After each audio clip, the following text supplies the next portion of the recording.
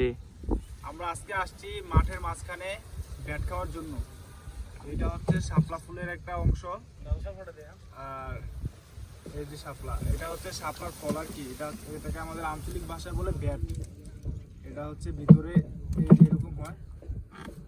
আমরা ছোটবেলা অনেক খেতাম এগুলো অনেকভাবে খাওয়া যায়। এটা হচ্ছে এই যে এটা তো লাল, এগুলো অনেকগুলা লাল হয়, অনেকগুলো হচ্ছে কালো হয়, আবার অনেকগুলো হচ্ছে খয়েরি কালারের হয়। এগুলো এইভাবে খাওয়া যায়। তারপর হচ্ছে রোদে শুকিয়ে তারপর হচ্ছে এই খইয়ের মতো ভেজে খাওয়া যায়। আর এগুলো হচ্ছে কাঁচা খেতে অনেকটা হচ্ছে একটু কষ্ট লাগে, তবে অনেকটা ভালো।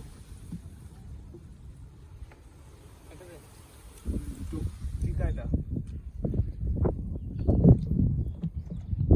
আমার দয়াল মুর্শিদ বা গান গাও ভাইয়া। আমরা ও খাবারের স্বাদ এটা হচ্ছে, সেরা খেতে হয়েছে রে।